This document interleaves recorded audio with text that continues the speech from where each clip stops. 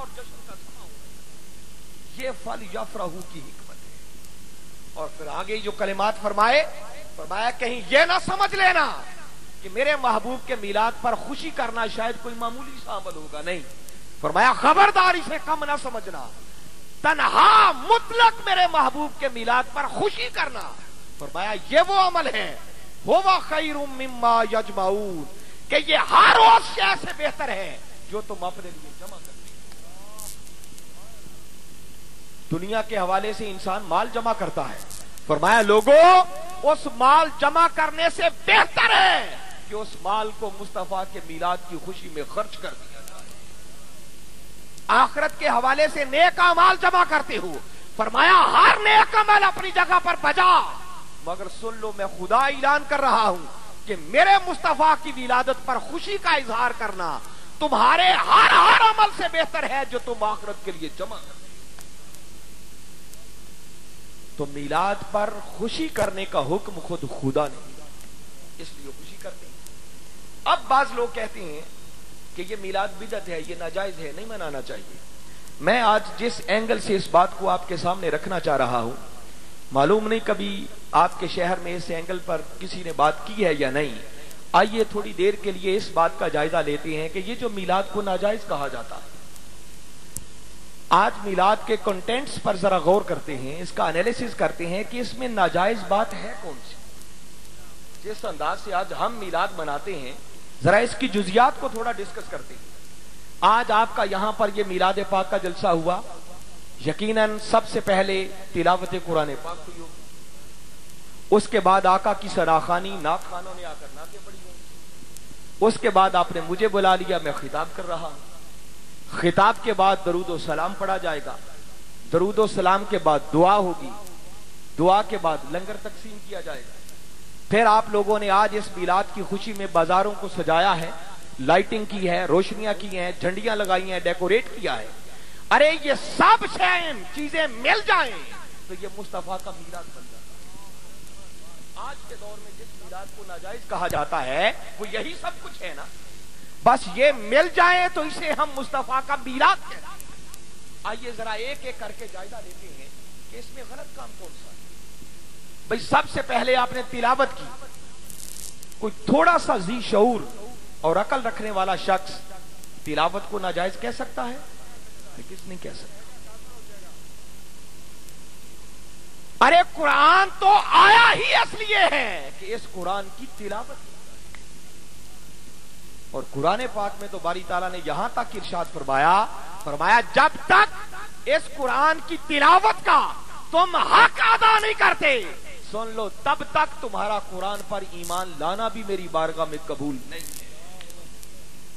سورہ بقرہ کی آیت نمبر 121 کو کبھی پڑھی، فرمایا الذین آتیناہم الکتاب یتلونہ حق تلاوتہ، یہ بات کر کے حصر کے انداز میں فرمایا اولئک یؤمنون بہ، فرمایا وہ لوگ جنہیں ہم نے کتاب عطا کی، قرآن عطا کیا، اور پھر وہ اس قرآن کی تلاوت یوں کرتے ہیں جیسے تلاوت کرنے کا حق ہوتا ہے۔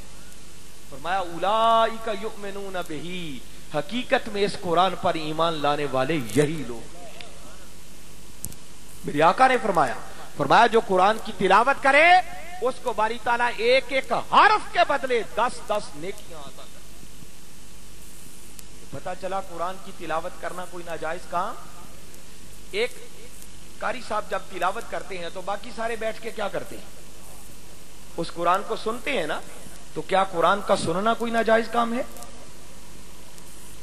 قرآن سننے کا حکم خود خدا نے دیا، فرمایا وَإِذَا قُرِئَ الْقُرْآنُ فَاسْتَمِعُوا لَهُ وَأَنصِتُوا، فرمایا لوگوں جب قرآن پڑھا جا رہا ہو، قرآن کی تلاوت ہو رہی ہو، تو تمہارا فرض یہ بنتا ہے کہ اسے غور سے سنا کرو اور خاموش رہو۔ تو قرآن کے سننے کا حکم تو خدا دے رہا ہے۔ قرآن سننے والوں کی تعریف باری تعالیٰ نے خود قرآن میں کی۔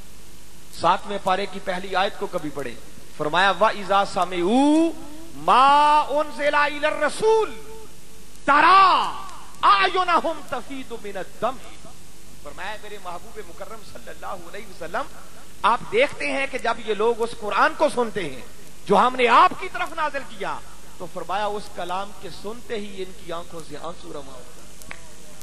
قرآن کے سننے والوں کو اپریشیٹ کیا جا رہا ہے۔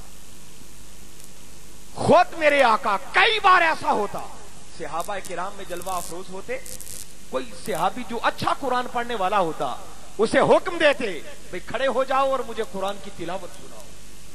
وہ ہاتھ جوڑ کے عرض کرتا آقا قرآن آپ پر نازل ہوا، میں آپ کو قرآن سناؤں؟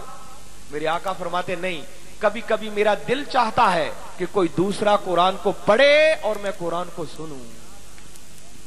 آقا خود سنا کرتے۔ ہر رمضان کے اندر جبریل امین علیہ السلام حاضر خدمت ہوتے، جبریل قرآن کی تلاوت کرتے، میرے آقا سماعت کرتے، پھر میرے آقا قرآن کی تلاوت کرتے، جبریل امین علیہ السلام قرآن کو سنا کرتے۔ تو پتا چلا قرآن کا سننا بھی کوئی ناجائز کام؟ قرآن کے سننے سے دلوں کا زنگ اترتا ہے، قرآن کے سننے سے دلوں پہ لگے ہوئے تالے کھلتے ہیں۔ خدا کرے کہ ہم قرآن پڑھنے اور سننے والے بن جائیں۔ پھر تلاوت کے بعد نعت خوانی ہوتی ہے، تو کیا آقا کی نعت پڑھنا کوئی غلط کام ہے؟ ارے اس کائنات کے اندر ہمارے آقا کا سب سے پہلا اور سب سے بڑا نعت خوان وہ خود خدا ہے، خود خدا مصطفیٰ کا نعت خوان، اور یہ سارا قرآن خود مصطفیٰ کی نعت ہے۔ اللہ رب العزت نے آیتوں کی آیتیں، رکوعوں کے رکوع، سورتوں کی سورتیں فقط مصطفیٰ کی نعت ہی۔ کبھی چشم تصور میں لائیں، سورہ الضحیٰ پڑھیں، فرمایا والضحیٰ، پیارے تیرے چاشت کے وقت کی طرح چمکتے ہوئے مکھڑے کی قسم، واللیل اذا سجا، اور تیری رات کی تاریکی کی طرح سیاہ زلفوں کی قسم جب وہ تیرے شانوں پہ بکھر جاتی۔ ما ودعک ربک وما قلی، پیارے تیرے رب نے نہ تجھے چھوڑا ہے نہ تجھ سے ناراض ہوا ہے۔ وَلَلْآخِرَةُ خَيْرٌ لَكَ مِنَ الْأُولَى، اور پیارے تیری آنے والی زندگی کا ہر لمحہ وہ پہلے سے بھی بڑھ کر۔ وَلَسَوْفَ يُؤْتِيكَ رَبُّكَ فَتَرْضَىٰ، اور تیرا رب تجھے اتنا عطا کرے گا کہ تو اپنے رب سے راضی ہو۔ کیا یہ نعت نہیں ہے؟ پڑھتے جائیں، پوری سورت ہی نعت ہے۔ اس سے اگلی سورت کو لے لیں، فرمایا أَلَمْ نَشْرَحْ لَكَ صَدْرَكَ، پیارے کیا ہم نے تیری خاطر تیرے سینے کو کھول نہیں دیا؟ اور آگے چل کر فرمایا وَرَفَعْنَا لَكَ ذِكْرَكَ، پیارے ہم نے تیری خاطر تیرے ذکر کو بلند کر دیا۔ کیا یہ نعتیں نہیں ہیں؟ کبھی سورہ احزاب کو پڑھیں، فرمایا یا ایھا النبی انا ارسلناک شاہدا ومبشرا ونذیرا وداعیا الی اللہ باذنہ وسراجا منیرا۔ کیا یہ نعتیں نہیں ہیں؟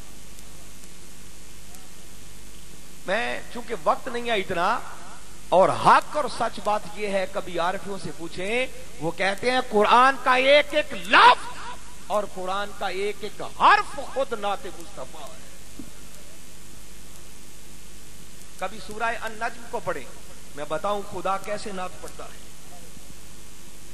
محبوب کے سفر معراج کو بیان کیا، نعت ہی ہے نا، آقا کی شان بیان کی۔ فرمایا والنجم اذا ہوا، قسم ہے چمکتے ہوئے ستارے محمد تیری کہ جب تو شب معراج مجھے ملنے کے لیے آ رہا، ما ضل صاحبکم وما غوا، میں ترجمہ بھی نہیں کرتا، صرف آیتوں کو ملاتے جائیں، نعت بنتی چلی جائے۔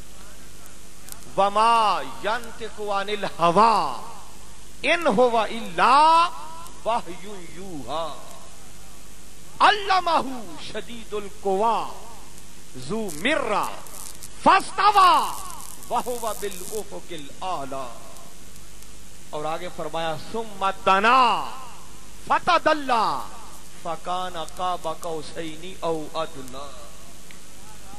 بتائیے یہ نعت نہیں ہے؟ اس میں کون سا ہے جو باری تعالیٰ نے کوئی نماز کا حکم دیا ہے، کوئی روزے کا حکم دیا ہے، کوئی حج عمرے کا حکم دیا ہے؟ ارے کون کا شریعت کا مسئلہ سمجھایا ہے؟ فقط باری تعالیٰ یہ فرما رہے ہیں لوگوں میرا محبوب قریب ہوا, ادھر سے رب قریب ہوا, اتنے قریب ہوئے 2 کمانوں کا فاصلہ, بلکہ فرمایا او ادنا لوگوں اس سے بھی اور قریب.